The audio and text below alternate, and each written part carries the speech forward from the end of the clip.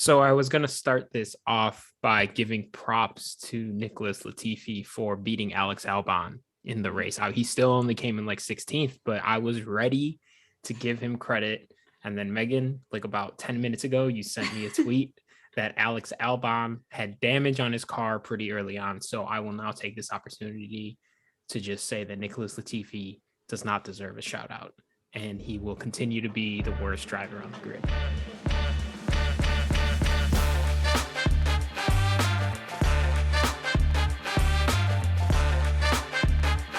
Welcome back to Break Check. We just finished the Spanish Grand Prix a few hours ago. Both had some things to do. I had my sister's graduation, so we're recording this a little bit after. But Juan is back this week for the episode, for the Spanish recap. Juan, how was your vacation? It was great. It was my first time in Greece. It was super cool. I got to do a lot of different things. We spent most of the time in Athens, but I got to go to the island of Aegina, I believe. Oh, cool. That was cool. I got to drive around the island on an ATV. No insurance check. No, they didn't make me pay up front. And for 30 euros, I got an ATV for the whole day. So that was super cool. If anyone's familiar with the story of King Leonidas and the 300 Spartans, I went to Thermopylae where the battle took place. So that was super sick. I'm a ancient Greek history buff now. I know everything. New. Oh yeah, wait, have you never heard of the movie 300? No. You've never seen the movie 3? You have more movies to watch. I have so many movies. Yeah, long story short, when the Persians were trying to take over Greece, they had like one of the largest recorded armies in history. It was like probably like 300,000 to 500,000. And the Spartans got word of it, and King Leonidas and his personal guard of like 300 went and held them off for a bit, like for a while, until the Athenian army and the Spartan army could like kind of coordinate and figure out what to do next. So there's a really good movie about it. It's just called 300. I highly recommend you check it out. But yes, also a movie podcast. Yeah, we're a movie podcast. Have you watched Ford vs Ferrari? I've not watched that. That's crazy. I'm gonna keep bringing it up until you do. I'll watch it this weekend. Okay. Well, there's one day left in the weekend, so yeah. Oh, sorry for the coughing. As I told Megan, I just got back from my second run in like 3 years. So it's been a bit rough getting back, but we're doing it. But yeah, Greece was good. It was nice to get away. Thank you to Nick for filling in while I was gone. I don't know if Megan said this off camera or on, but the Miami Grand Prix recap it'll come out with this one. So I have it finished editing. Just like the timing of me and Megan's jobs, vacations, everything the past like 3 weeks has just been off. But moving forward, we're back to our normal pace. Every Monday we'll get race recaps. Everything else that we release, like those team episodes, will be back every like Wednesday-ish. Megan, how was your sister's graduation? It was great. So we both went to Carthage. We went to the same university. Yeah, like 2 graduations. Both sisters. Okay. Yeah. One had Parkside was last weekend, and then Ashley's was this weekend. And Carthage, they changed it because of COVID a few years ago. So when we had our graduation, we had the traditional, like hour and a half, bunch of speakers.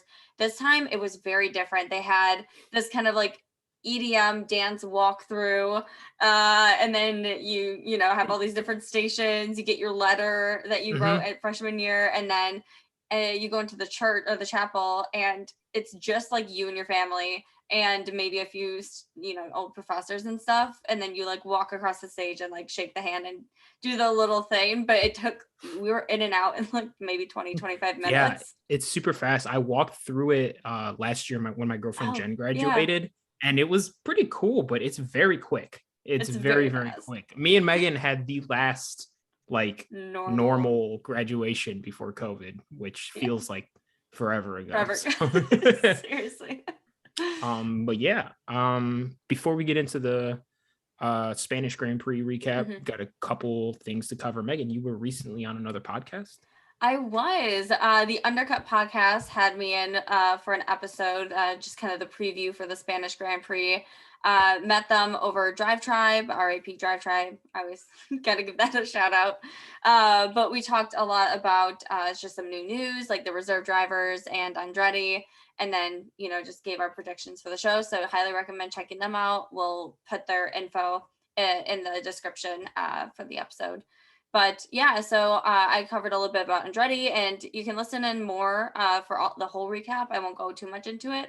So while I was doing my research for the podcast, I found some pretty interesting information that I want to go over. You'll be able to hear more on their episode. But the Miami Grand Prix had about 2.6 million viewers in America, which is 85% higher than the 1.4 that they've seen so far this season, and also more than double the 949,000 that was the average last season. So it's clear that American viewership is growing significantly. I do think Drive to Survive had kind of like a good push, and I do think that will continue to help. But I also think that more and more Americans are just continuing to stick with it. So it's not even just that they watch it, may watched 1 or 2 episodes, or they're like watching the season, but they are actually becoming more participant in the sport, as you could see with how many people showed up. So I think that looking at Andretti and looking at some of the concerns that some of the team principals have, like specifically Toto and Horner, who never agree on anything, but both agree that they don't want Andretti in it. I think, it kind of goes to show like Andretti does have the possibility of bringing in enough money to make up for what they think will be lost. Just knowing that there's that next year and moving forward, there's that 1.5 or 1.35 million budget cap. And that's divided between the 10 teams. If you add an 11th team to that, that's about a 10% decrease for the other teams, knowing that that budget's not moving. So they want to understand where Andretti's bringing in enough money to make up for that. And to be fair, yes, there is that $200 million buy-in that Andretti would have to pay, and that gets divided up between the other teams. But that's like saying, that's like your boss going to you and saying, you have a 10% decrease in your annual salary, but here's a one-time 15% bonus as a thank you, is essentially. So it's like, it's nice for the short term, but that's not sustainable. And if you look back on some of the history too, over the last 10 years, any team that's entered has really struggled with sponsorships. Mercedes hasn't necessarily so much, but Haas, of course, has struggled. And there are 3 teams like Lotus who entered in the 2010 era, but after a few years had to drop out because of financial reasons. So I see where teams too are concerned there. But I think at this point, if Andretti's going to enter, they would have to increase that budget cap to reallocate some of that funding so that the teams aren't necessarily getting that much loss. But whether or not that'll happen, I'm not sure. I think Andretti will be in it maybe by 2025. I don't know if it'll happen by 2024, but it would be cool to see Herta too in it, because I think he deserves a seat as well. And having American teams or having American drivers on an American team. I mean, America's all about loving, supporting America. So I think it would just bring in plenty of American sponsorship, just knowing that that's kind of how America likes to run. And another thing too, I think it's easy to look at Toto and Christian and be like, and Red Bull, Mercedes, and be like, oh wow, like why are they being like this? They're putting another hurdle in front of a team trying to enter, which is already kind of like a hot button topic, is the hurdles to enter Formula One as a new team. Right. You got to also remember, they're not American. They do not care about, they probably don't care as much about the sport in America, having an American team, where like, we think that would be great. Zach Brown, who is American, also has been a very big advocate for Andretti coming in and continuing the sport and growing it in America. I think he's one of the most vocal supporters of Drive to Survive, even though it pits his 2 drivers against each other all the time. Yes. Zach Brown still has been like, no, like I think it's good. I think the pros outweigh the cons. And I do think it is inevitable for Andretti to enter. I think it's a matter of when, not if. Because we're gonna have 3 American races next year. I know Haas is technically an American team, but like they were under Russian sponsorship until 3 months ago, which is like probably the least, like, people don't view them as an American team anymore because of that. I do think it's a matter of if, not when. I think eventually Toto and Christian will soften up, and I think we'll see them enter. But yeah, check out Megan on the Undercut podcast, go more in depth on that. But yeah, it would be cool to see an American driver too. Yeah, it would be nice. I think we'll have one. I know there's a few reserve drivers for a few different teams. Like Sargent. McLaren has one. McLaren has one. Williams has one, I think, and there's one other one. Another thing that, just to touch on the Miami Grand Prix real quick, I know I wasn't here for it.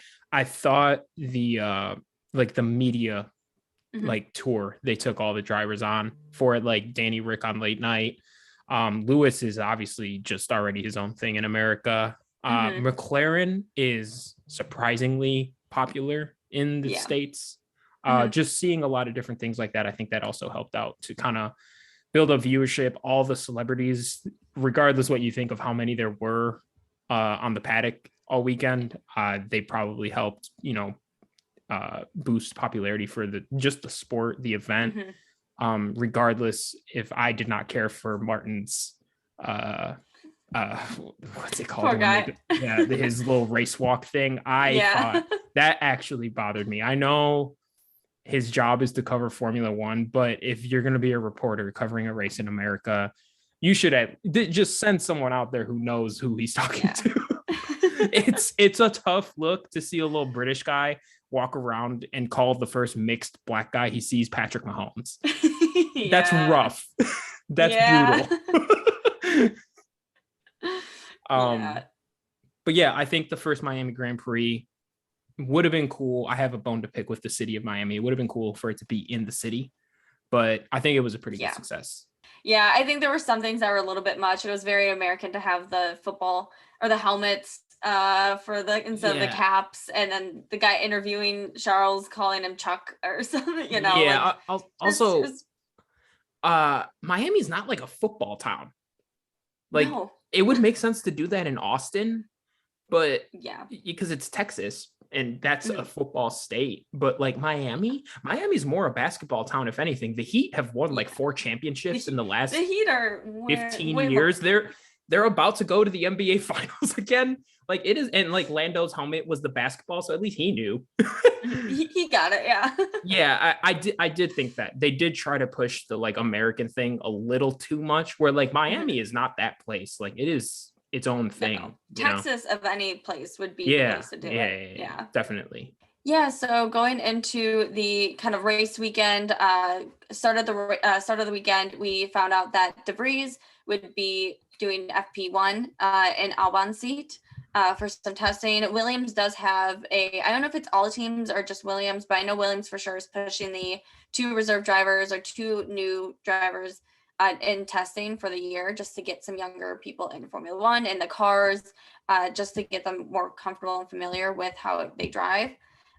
So I thought that was pretty interesting. I don't know if you have any initial thoughts, Juan, on DeVries and Latifi and Albon, and maybe why they picked DeVries. Yeah, so I've told you a couple times now, as we've done the like the team episodes, and we kind of get a background on the drivers. All of the top drivers in F1 at some point or another have had like a crazy battle in F2 or F3 with Nick DeVries. Like, he has been some of their main competition, and it's always been crazy to me that he is not in Formula One, because he's not young anymore. Like you said, he's like 27 now or something like that, 26, 27. Yeah. So I think he should get a seat at least. Like, at some point you have to see if he has it or not. And I mean, his first time in a Formula One car was this past weekend, right? And he ran faster than Latifi, which was like not surprising, but not surprising. But one thing that does worry me is, obviously Alex has been doing great at Williams. I want Nick DeVries to come in, but I would hate for him to come in Alex's seat and they keep Latifi for the money. I'm concerned about that because Latifi does bring money, but I know someone had mentioned, I think it was during the Undercut podcast, Ellie had mentioned that Williams has stated that they are in a stable place and don't necessarily need the money anymore, which I think is really reassuring in the fact that DeVries has a very strong chance at coming in and taking Latifi's seat. I think it's more of whether it happens this season or they wait until the end of the season. Because to be fair, Williams' car's not great. Like Albon's struggling to even get to that top 10. So I personally think they should just wait until the end of the season for next year, because the car's not great anyways. Like why like the guy's doing great in Formula E. He won the championship last year. He's won Formula 2 before. I think let him finish off with Mercedes for the end of the year. It's also probably cheaper not to buy him a contract. So I think that's what'll happen. I don't think they'll switch halfway unless Latifi's, keeps crashing, because also financially that's more expensive maybe to keep paying for a broken car, but we'll see. Yeah, that was just kind of my initial thought. I would like to see him in F1. If you're Alex Albon, though, let's say he does take Latifi's seat, that would suck to just know you're going to beat your teammate every week. To now you've got this like good driver competing with you. You mean like Mick and Nikita? And then now having Kevin? That's brutal. That's brutal. Yeah, we'll touch on Mick during the race recap. I don't have much to say, but I always have some little jabs to take. I'm still hurt by your message earlier, but we'll get into that. But there was Vips that was also a reserve driver. I totally forgot that Red Bull also had the reserve driver Yuri. He does really well in Formula 2, and I think he'll eventually be in Formula 1. I think Red Bull's coming up with this issue now too, where they have so many people in their academy that they have even Jake. I can't remember his last name. Jake Dennis. He's also a Formula E driver for Andretti, but he's also in the academy, part of the Red Bull Academy. So, which I also don't think he'll be in Formula 1. I think it'll be Yuri or something. Yuri. But I think they're coming up with this issue now where they have, Sergio's been nothing but awesome this season at Red Bull, and then they also have Max, who they're never going to let go of. And then they have Gasly and Yuki. And Yuki beat Gasly, did pretty well today, honestly. Yeah. And he's been doing fine. Will he stay? I think he has maybe another year. I think he has another year in Formula 1. Yuki? And as long as Honda's, Yuki. I think he will stay because he hasn't done poorly. And then there's Gasly, and Gasly who knows what's going to happen with him. But he's going to be very coveted somewhere. He's he'll do something. But they have so many drivers in their seats, or kind of like ready to go, and they're just kind of waiting for the opportunity. So I'm glad that he was able to get some practice, and I think they may mainly just use him for like tire testing. But we'll see. Could be incentive for more teams in Formula 1, more seats. I'm just saying. I think it's cool that that some of these guys got to get some reps in the cars. We probably won't see too much shakeup with the guys who drove, besides for Nick DeVries for the next couple of years, but interesting to keep an eye on. Was there anything else you wanted to cover before we hit our race recap? No, I think we can go straight into that. Yeah. Perfect. I mean, since you mentioned them, we can talk about Yuki and Pierre. Kind of a good race for Yuki, quiet race for AlphaTauri, kind of a quiet season so far for AlphaTauri. Haven't really been doing as much. I think we kind of expected them to be a little bit faster, especially Pierre, but I know they've had some bad luck. Any initial thoughts just on Yuki, Pierre, just their whole season? I mean, I know Pierre was trying to get past Daniel for quite a bit, like on and off, and he wasn't able to. I just don't think their speed has been there all season, and I thought they would be a bit faster. So I don't know what issues that they still have to sort out that they just haven't figured out yet, but I don't see them having a great remainder of the season. I mean, especially with so many teams that had brought upgrades. Haas, I think, was the only one. Was it Haas that didn't bring upgrades? I think they were the only one to not bring upgrades. No, they didn't. Race. So even with those upgrades, like I would have expected both of them to be in that top 10, or at least Pierre would be higher. So not too many thoughts, because they've just kind of been there. They haven't really been in the top. They haven't really been near the bottom. They've just kind of been in the middle. Yeah, and I do think maybe they'll start to drift a little towards the bottom of the standings because Yeah. I mean, obviously they're not the slowest car, but like a lot of those midfield teams, Alpine is like the car's kind of fast. Mm-hmm. Alfa Romeo is the car is pretty fast, and they're getting carried pretty hard by Bottas, and then Joe is sneaking points in here and there. Mm-hmm. Even Williams and Haas with Alex and Kevin are sneaking points every couple races. Right. Where AlphaTauri, both drivers seem to not really have any mojo going. So I think just over the course of the season, they might start going towards the bottom. Yeah, I agree. All right, so we can start talking about Haas, whether you want to lead off or I want to lead off, or we can soften it by talking about Kevin's little incident with Lewis first. But we do eventually have to talk about Mick Schumacher. What do you feel? I don't think we have to talk about let's start with Kevin. I think, Kevin, it's so frustrating. I think just Haas himself this whole season, they had such a great start. And then they ran into a few issues here and there. And Kevin would have been in that top 10 100% had he not bumped into Hamilton. Now, whether it was I think it was more of Kevin's fault, but also I noticed there was understeering with Lewis too. So I think it was just like bad luck or bad timing, Just like the steward said, it was just a racing incident. Kevin was immediately like, oh, he knew what he was doing. It's like, all right, man, come on. Like, he's not going to hit you on purpose and ruin Lewis Hamilton's not going to ruin his race to take out Kevin Magnussen on lap 1. Like, yeah, he's got shit to do. Yeah. And to be fair, like, when they hit, Kevin was not ahead of Lewis. Like, it was Lewis's space to be in. Just kind of an unfortunate racing incident. Hope they can hash it out afterwards behind the scenes. I'm sure they're both very nice people. I'm sure they'll get over it. Yeah, but go ahead. I was just gonna say, and then he had damage from that, so he was able to finish the race, but wasn't able, obviously, to catch up to points. So it was just kind of a loss for him for that race. Yeah, hopefully he can have a little bit of a bounce back next weekend. At Monaco. He has been qualifying very well this year, which I do think will serve him well at Monaco, because I think we will see one overtake the entire race maybe at Monaco. So I think the order that they qualify in is the order the race is going to finish in. So I think that could be a really good bounce back week if he could qualify like top 8, top 7, something like that. I think that'll serve him well. Maybe Mick will qualify in that top 10, top 8 too. He'll find a way to get himself out of there. So Mick Schumacher. So I posed the question to Megan earlier, because every week we do this.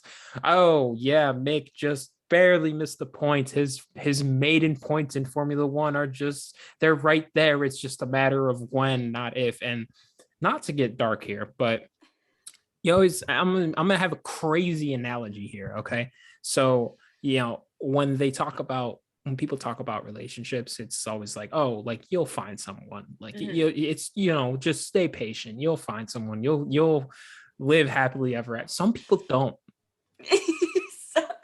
Some people don't. And you know what if Mick Schumacher just isn't gonna score? What if he's just not cut out for it, And now I do have to say, I do think he will score points. He is not like Latifi bad. Right. Yeah. But I think he has a case of the yips, where every time he's about to, he kind of freaks out. Yeah. It's every single time this season that he was about to score points or about to get into something, he almost didn't even make it into Q3 in qualifying until Lando's test or time was deleted. So it's like every time it's there, it's like he chokes. Yeah, it's bad. I don't know. I mean, I was a little hurt when I said that when I said that everyone wants Mick to do well and we're just waiting for that time, and you said, not me, I'm a hater. Yeah, no, absolutely. 100%. I know people like Mick Schumacher and he seems like a great guy, but I have no like fandom affiliation. And you know what? I think it's a funny joke right now. It keeps me having a little recurring bit on the show, so that's good with me. Yeah. I do think it's tough. I do think if Kevin wasn't his teammate, he would have scored by now. Do you know how much less pressure there is when you're racing Nikita Mazepin every week? I know. So he could coast last year because the car was garbage and his teammate was too. So he looked like incredible. He could do anything. He could have walked the entire race and people would cheer him on, like it didn't matter. But now it's like, now he has pressure, and I don't necessarily think he's handling that pressure as well as people anticipated. So I think, now that we're getting into race 7 or something now, I think he maybe now is the time. Maybe he's getting there, I don't know if Haas will bring any changes for Monaco either, but that'd be a weird race to waste them on. I hope they don't, but but I mean, he did qualify pretty well this last weekend, and he's done pretty decent in qualifying for the most part when there was no hiccup. So as long as he's able to keep that up for Monaco, I think I still have hope. I'll always have hope for Mick, but I really hope he does, because it's a lot of pressure, that being your dad and you just not seemingly being that good. And I'm sure it just adds on. He's better than he's been racing. He has talent. 100%. He has not gotten here on like his name alone. Mm-hmm. But he does have to do something soon, like something, rough week for Haas. Mm-hmm. We can talk about Mercedes since they bumped him. Let me not get ahead of myself, but let me be the first to ask, is Mercedes back? I think they're back. I think they're back. I mean, between Lewis pulling ahead and just freaking knocking out, he didn't get fastest lap at the end of the race. It was Perez, but he was knocking out fastest lap for like the majority of that race. 10 straight laps. Yes. I know Toto was probably just gassing up his best driver, but I think Lewis would have won the race if he didn't crash today. He at least would have been on podium for sure. I think the jokes were funny while they lasted, and maybe it's not going to be a straight line as they figure things out. Maybe they still run into some hiccups because they were having overheating problems at the end of the race. Yes, he lost the position. George had to manage too. Yeah. So I do think there's still stuff to fix on the car, but the car is not porpoising, and it's letting Lewis drive with some pace again. I do still think this is a Red Bull Ferrari fight, but if Lewis strings together, or even George strings together, because George, we'll talk about him. I have been so impressed with him. I did not think he was going to be this good. If those two like have a car, they are the best driver pairing in Formula One, I think, because I mean, Leclerc's been going crazy. Yeah. But I mean, George is better than Carlos right now. And and I'm not consistency. Yeah. 100%. And I'm not taking anyone over Lewis quite yet. So if they have a car with a heartbeat, I don't know. There's a lot of season left. There's so much to go. Yeah. That race, seriously, also just side note, this whole race, I think was my favorite race to watch since, not like, I don't want to say favorite, but just crazy. I mean, the Saudi Arabia race last year was intense. And that's what this race felt like, because you never knew what was next, or never knew, like there was you couldn't predict anything, because it was almost like a clear, obvious win for Leclerc. He had 30 seconds on Russell at one point, and then suddenly he lost power and was out, and then the wind took Sainz into the gravel, and then the wind took Verstappen into the gravel, and then Lewis was out. He was like P19, P20, and then came up. Suddenly he was like in P4 at one point. So yeah, this race was intense. But yeah, going into George, he has been magnificent. My dad was sitting there next to me, and just the whole time was like, he held off Verstappen for like God knows how long. Yeah, that battle. I know Verstappen's DRS wasn't always working, and it might have been because he kept hitting the button.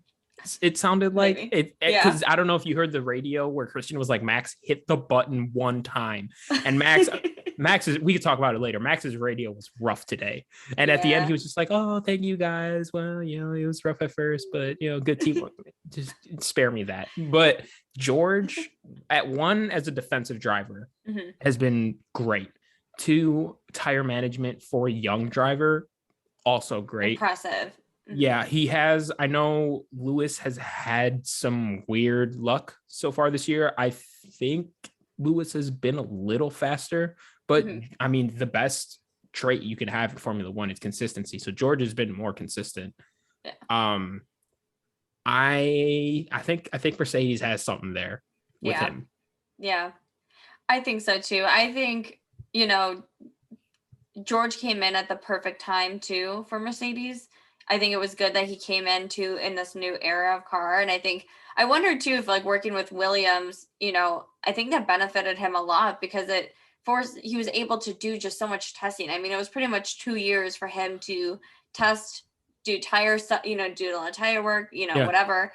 And going into the seat now, I mean, he can just really like show his full potential. And I think now with a car that has that potential, he's taking it in stride. So he's has probably the best attitude too, just knowing that the Mercedes car was expected to be, much higher than it has been. And in any interview, in any of the team radios, he's always, just respectful, honest, just doing whatever he can and doing everything he can. And you can see that. And I think that shows. And so I think he's probably been just like, to me, if you look at all the drivers and who's really done the best so far this season, I think him and Perez I think have shocked me the most this season so far. And I'm just really impressed by him. And I think for Mercedes, it's really nice that I think as like when you're as successful as Lewis Hamilton and you're still good, like you're still very good, I think it's very easy to take a good example is like Aaron Rodgers when the Packers drafted Jordan Love. Like he was not about it. Yeah. George Russell is clearly the future of Mercedes. But him and like Lewis is very understanding of that. And him and George have gotten along so well. And that probably makes things just so much easier than it could be. And I think it's going to make the next couple seasons where they'll race together really good. And I think it's going to make the transition from George being the guy. I think that'll make that easy as well. How much longer do you think Lewis Hamilton will stay in Formula One? Do you think I think until he wins the 8th. Okay. Yeah. I think in the next 2 to 3 years he'll win his 8th championship. I seriously think that Mercedes will put out a car at some point that allows him to do so. I do still think he is the best driver on the grid. If you give him a fast car, I think he'll make it happen.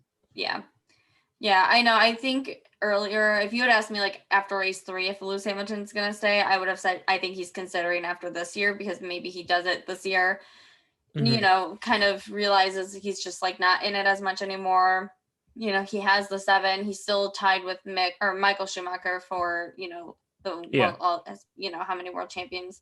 So I started to think that maybe he would be done after this year, but I think he'll at least stay for another year, if not 2 more. And I mean, with this new generation of cars, you assume if Mercedes figures out how to build it this year, next year, the car will probably be one of the top 2, 3 fastest. And I think he'll have his chance next year to win. Obviously George has been great, but Lewis, I think, has shown when he doesn't have weird problems, whatever attitude problems, whatever you want to call it, he's still a little bit the faster driver. So, and they'll, as long as Lewis is there, they will prioritize him. And I will say, I think George Russell I would predict him to win a world championship in the next 5 years. Yes, I think so too. I honestly, like, if Lewis wins one next year, I could see George winning the next, Yeah. I don't want to get ahead of myself. I do think Mercedes is back. You brought up Checo. Weird race for him today, but great. He has been fantastic this entire year. Obviously, I'm a big fan of his, but general consensus, it would have been nice to see him get the chance to try and win. It hurt to see him have to switch. And I know in his radio, he said he wanted to talk after at the end of the race. And I think it kind of upset a lot of people because, and I don't blame him either, because he still had the pace for first. Yes. And so he, rightfully so, didn't understand why they wanted to give Verstappen the first place. It's not like, we're neck and neck at the championship. It's like near the end of the season. We're so early on. Verstappen didn't necessarily need that first. He didn't need that win, especially with Charles already out of the race. And for, whatever. And yeah. And Mercedes was behind. Like, it genuinely could have gone to Checo. Checo has yet to win a race, and he's been in the sport for at least 10 years now. He's won one. Who he's won one? Oh, he has. Okay. Right before his last race before he signed with Red Bull. Yes. Yeah. Okay. You're right. But still, I mean, he hasn't won one with Red Bull, and he's always been the number 2. And I think he just deserved that one. I think he's earned it well enough. And not even just given it to him. Like, he deserves to just try and race. Like, he's a good enough defensive driver and a good enough at managing his tires that even though Max was probably a hair faster, he probably could have held him off for a bit, and there wasn't that much race left. I think optic wise, Red Bull's just always going to favor Max. Like, imagine if Checo wins this race, next 2 races for some reason Max DNFs, and all of a sudden Checo's number 1 in the driver standings. Then it's like, well, how do you favor Max the rest of the way? But they're still gonna, and it's gonna look horrible because they've got a driver in first. I think they're just avoiding a situation like that where I think I think it's easier to manage Checo's personality than it is Max's. And I think they're just getting ahead of that. Yeah. Yeah. I mean, I still think, there's hope for Checo for another win this season. I think, his performance has been there. So it's really just, whenever it happens, it'll happen. I don't think it won't happen, maybe. But it was just kind of unfortunate to see. But I think Red Bull had an incredible weekend, and I think the strategy that they did, it worked out well for them. Obviously, they were able to take home a 1-2, so they really couldn't have done much more. I do think it's funny that Red Bull fans can no longer use their team strategy anti-Mercedes talk now that it's just happening. I'm imagining it's not the last time it's going to happen this year. No. You know what my dream scenario is? And I don't think it'll happen because I think Joe's been doing really good. But Sergio and Bottas at Alfa Romeo, that would be a good team. And if that car got faster, you never know. Also, do you know how funny it would be to have Perez and Bottas on the podium ahead of Max and their old teammate or his old teammate, and then Lewis Hamilton too? Yeah, that would be great.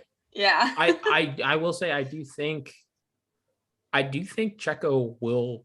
I don't think he'll retire with Red Bull. I eventually they're going to replace him. I don't think it's going to be as soon as they expected because he's been doing great. Yeah. But I think if they want to replace him in 2 years, I think he could still race on another team. I think any team will take him. I think he'll be similar to Fernando, where he's just in it until he's not, Yeah. And Fernando's in his 40s and he's still trying to drive like he's in his 20s. So I think Sergio will be the same way because they just genuinely love it so much. And he has no reason to not. Unless he wants to do another motorsport, but if not, which he does seem to like to do. He does seem to like doing other stuff. But I think he'll stick around for a bit. Mm-hmm. All right, going into McLaren, they had a pretty interesting weekend. Unfortunately for Norris, he just was diagnosed with tonsillitis after the race. I had no idea that he was sick or was having symptoms until that. So I think he did really well considering he was sick because, I also currently have strep right now. So yeah. Oh yeah, I found that out last week. I woke up and I couldn't swallow or talk. So turns out I had strep. No, it's okay. But that's brutal. Yeah, I can imagine going through the physical endurance that they do in these that whole weekend, not being able to swallow, talk, any of that. So very impressive race for him. I think that he did as best as he could. It would have been nice to see McLaren a little bit higher. I think he finished 8th. But I think they'll do well in Monaco. McLaren's done well in Monaco for the last few years. Daniel does really well in Monaco. So I'm hopeful for them for next weekend. But Daniel, man, I've been giving him the benefit of the doubt because he has been just about on par with Lando, but has been the one that's gotten like some bad luck. He just folded today. Yeah, 100%. Yeah, like he just didn't have it. He out-qualified Norris finally over the weekend. So, but I mean, it was just like pass. Like I just kept seeing his name go down, and Mick passed him. Yeah, Mick passed him. I know I texted you. I was like, oh. He did pass him right. I think he passed him right back, but yeah.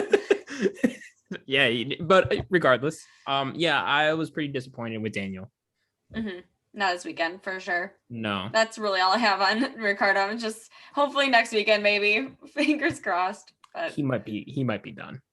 I think next year is going to be his last year because he has his contract until next year. I don't think they're going to replace him after this year, because McLaren, I think they respect Daniel still, and I still think he has talent. Like I don't think he should be out of the sport, but I don't see him in McLaren after next year, and I also don't see another team honestly taking him on. So I think he's out of Formula One after. That's my early prediction. Not to be negative, but well, he always comes back pretty refreshed after the mid-season break, so maybe he'll kick it in the year after that, which is still a little bit down. Yeah, another win. He pulls wins out of his ass. Really good at that. Yeah. We can talk about Alfa Romeo. Maybe. Yeah. I think we've talked about them. Joe had an early retirement. I think he was doing okay before then. He was doing fine. He's had a bit of bad luck this season. But for his rookie season, I think he did better than any rookie last year. In terms of just starting, like I think he's had a stronger season than. I mean, Yuki had more points at the beginning of last year, but I think in just terms of performance, I think Zoe's doing really well. Especially for a pay driver. He is surprisingly pretty good. I think he's up there with Stroll on like two of the better paid drivers we've seen. Yes. Huh? Yeah. I was like, I wouldn't say just better drivers, but yeah. Yeah. No. Sorry, I talk real slow. I draw out my words. That's why I really made the face. I was like, the little hamster in my head. Stroll fan. No, the little hamster in my head needs a couple seconds to process everything. Yeah. But Bottas had a good race. Got passed up a little bit at the end there, but finished in 6th, which I just seems to be his spot. Loves that position apparently. Yeah, I think he has been hovering around there because I think he is a lot better of a driver than the rest of the field, but does not quite have the car to compete with Ferrari, Red Bull, and even Mercedes generally has been up there this year. What do we think about Bottas so far? Because he's having a good year. I'm so happy for him. I really undersold the Alfa Romeo car for this year when I did my early predictions. I did not expect them to be this far up in the midfield. I don't see them getting any higher. I would love to see Bottas on the podium though at some point this year. I think that would be really cool. And I think he'll get there, to be honest, just, because there's always this crazy. Yeah. Like this weekend, just crazy stuff happens. So I think it'll happen at some point. But yeah, I'm really impressed with him. I think he's been fairly consistent this whole season and really surprised me for sure. Yeah, no, he's been great. He's one of my favorite drivers, actually. Really? Yeah, I like him a lot. Yeah, I like his social media. He's pretty goofy. He's extremely awkward. And I never expected that. Yeah, he is like, you ever see him like go up to like his team principal and like just the engineers, and he's always trying to like when they're just celebrating and giving each other high fives. I'm gonna put my mic down for a sec. He's always doing stuff like this, like just. Yeah, like that's his fist bump. If you're just listening, I just grabbed my fist. He's like grabbing people's fist bumps, like giving weird high fives. He like will look at the camera and be like, yeah, great job. Yeah. He's a funny guy. I like him a lot. Yeah, I like him in interviews too. I don't know if you've seen any of those, but like they asked him one time like how much coffee he drinks. He's like, oh, like 17, 20 cups of coffee. And we're like, it just said it so calm and casually. And we're like, if I said that I was drinking 17 cups of coffee, I would have been like off the walls. Like I would have looked like I drink that much coffee a day. To be fair, I've been to Europe a couple times now, and they don't drink cups of coffee like Americans. Like I think I think the UK does. But the rest of the world just has little cups of espresso. Little espressos, yeah. And you'll see him walking through the paddock before races, and he's got his little cup. I know he made a post about not spilling it because I think he spilled it on his race suit one time. He went to give someone a fist bump and just splashed it all over himself. So he's a funny guy. I'm really happy that he's kind of found his home. The car is pretty good. Mm-hmm. It would be cool to see them keep improving, and hopefully next year the car is even faster and he can start competing for like podiums regularly. Yeah, I hope so. We'll see. Let's go into Aston Martin, the green Red Bull. Did you see Red Bull having the green Red Bull drinks? Yes. Yes, that's really funny. I know. Whoever decided that was a good decision. Mm-hmm.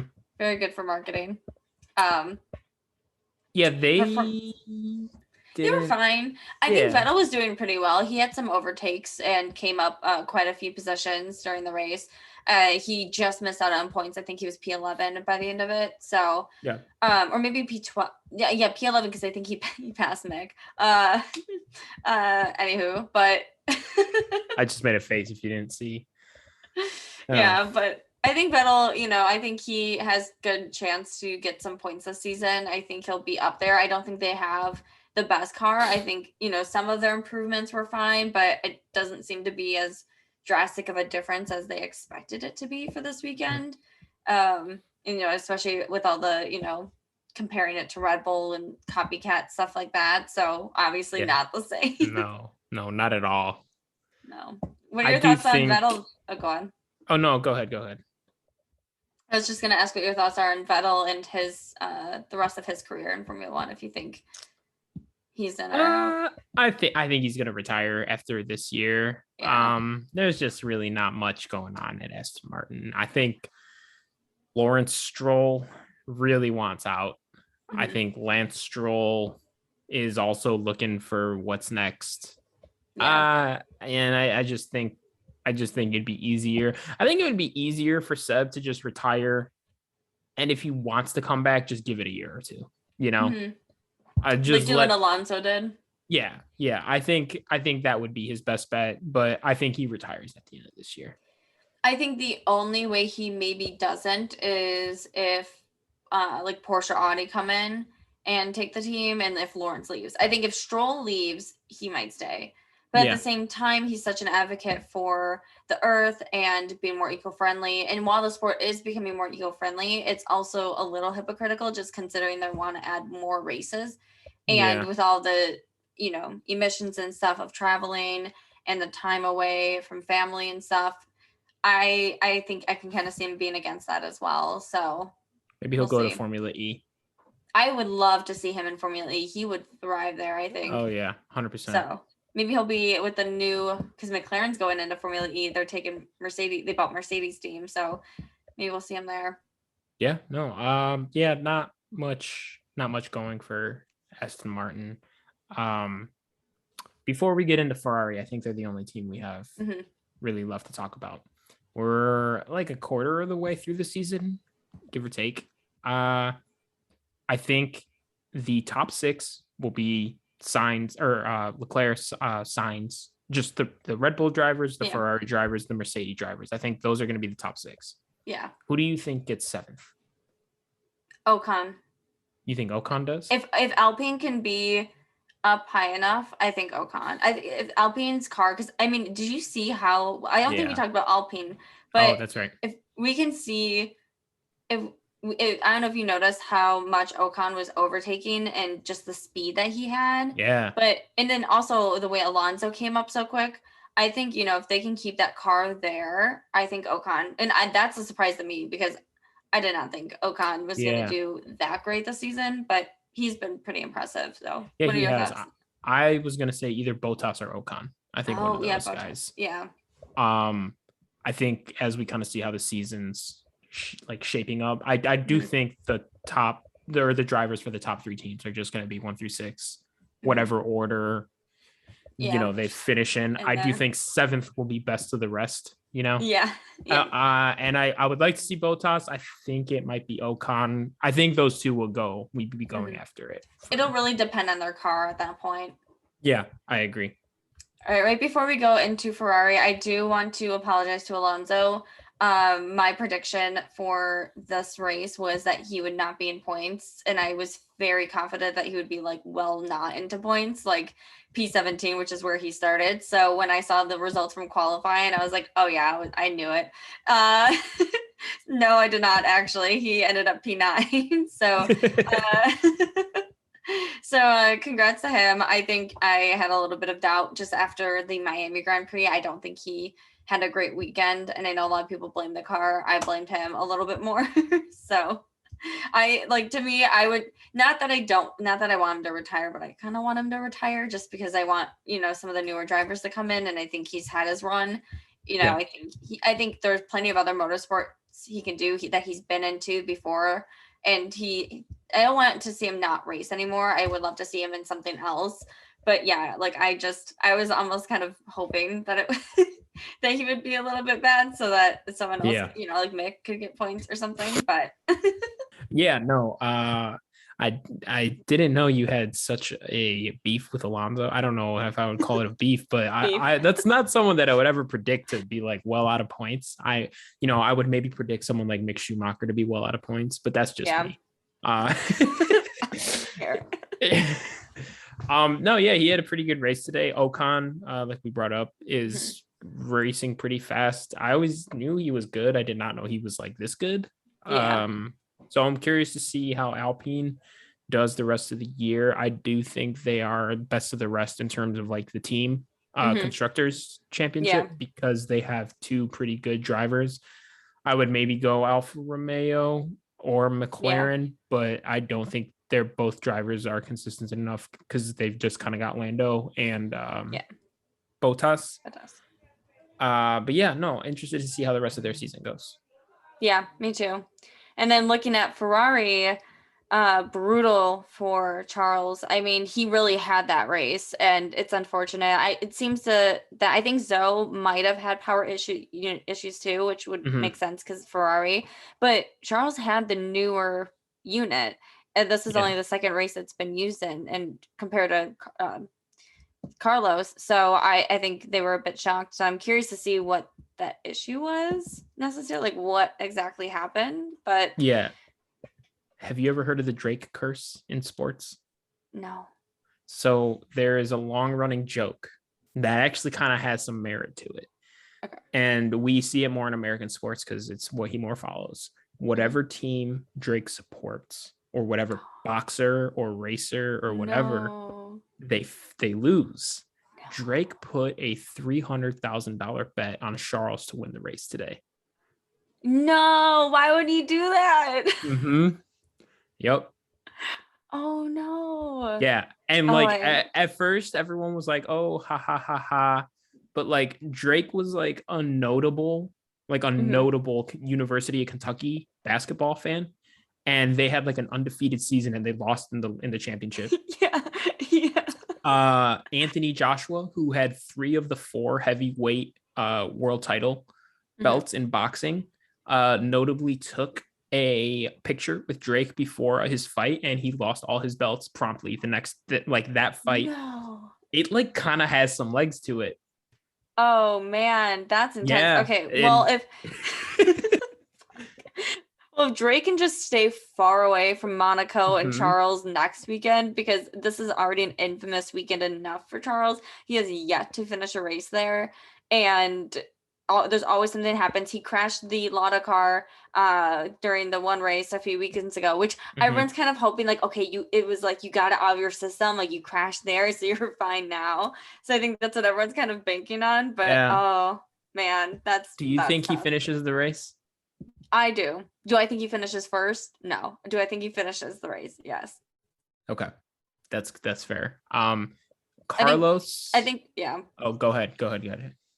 Oh, I was just gonna say in terms of Monaco, I think Lewis and Verstappen both do really well there. So I would not be surprised if it's one of those two on pole position on Saturday. I think whoever wins pole is going to win the race. Yes. Yeah. Carlos spun out into the gravel. He came back. He got it together. Finished P4, which is still pretty good. With just the way everything shook out during the race, he probably could have gotten his first win today had he not spun out. Yeah. He's starting to struggle a little. Yeah, he's not doing a little. He's not doing like bad, like not enough to be concerned. They obviously just locked him up. He's been doing well, but I don't know. He's just not. Yeah. Well, in the, what was it? Was it the Miami Grand Prix or maybe Imola? Where someone like was able, I think it was either Verstappen or Perez pretty much just like passed him at the start of the race. And I think it was Miami. Yeah, just like right away within the first, when they went on the go. So I don't know. I mean, there was like that, and then the race today. I mean, he was able to pick up some of it, but yeah, like he's been a little bit behind pretty much since Australia, I would say. So yeah, I hope he turns it around. I don't know now if Mercedes is alive. I think him winning a race is gonna be tough. Yeah, because I mean, Max is once again won every race he's finished. Charles, his teammate, has won most of the other races. Actually, I think all of the other races. It's just Charles and Max have been the only two to win races so far, right? Yeah. Yeah. Yeah. So those two have just been winning races. Besides for that, I mean, Checo's probably been the next best driver so far this year. Yeah. George and Lewis. Yeah, one of those two is going to win a race at some point, probably. I think it's kind of looking tough for Carlos right now. Yeah, again, it's gonna have to be like a series of events for him to get P1. I think, whether it's like he's P2 and Charles is P1, and then something happens to Charles that drops him down and like obviously then pushes Carlos up. Unless it's a situation like that, I don't see it happening, but we'll see. That's all I got. I think that covers it. It was, probably my favorite race this year, even though I hated half of it because of just the way some of the drivers performed and like the events that happened. But I think it was by far the most entertaining race that we've had so far this season. Yeah, it was a really good race. Super fun to watch. Nice that we got that out of the way before we go to Monaco next week. Seriously. Predictions for Monaco? Okay. I'm going to say Lewis Hamilton pole, so maybe a Lewis win. Okay. Verstappen P2, Charles P3. Another crazy prediction. Daniel ahead of Lando. Okay. All right. Here's my prediction. Mick Schumacher is going to score points. That's my only prediction I have for next week. That's your prediction? Yes. That's a good one. Yeah. Because he's not going to have to race. He just has to start and finish. That's it. No one's going to pass him. If the whole field passes him at Monaco, give someone else a seat. If someone overtakes him in Monaco, I will back off a little bit. I'll stop giving you so much hate for his hate. I think he qualifies like P8, and I think he holds on, gets like P10 by the end of the race. Yeah, I think as long as he doesn't mess up in qualifying. I think I just crossed my fingers for the people who can't obviously see me. But yeah, if he can qualify well, he'll be in points. My other prediction is Latifi does not finish the race. Yeah, that's a hard track for him to drive. That's a lot. It's asking a lot. But so many corners to hit. Is it next weekend or 2 weeks? Next weekend. Yeah, next weekend. Next weekend. What time do we think it's at? Oh gosh, for Central, let me look. Monaco Grand Prix 2022. Time 8 a.m. Oh, perfect. That's easy. Yeah.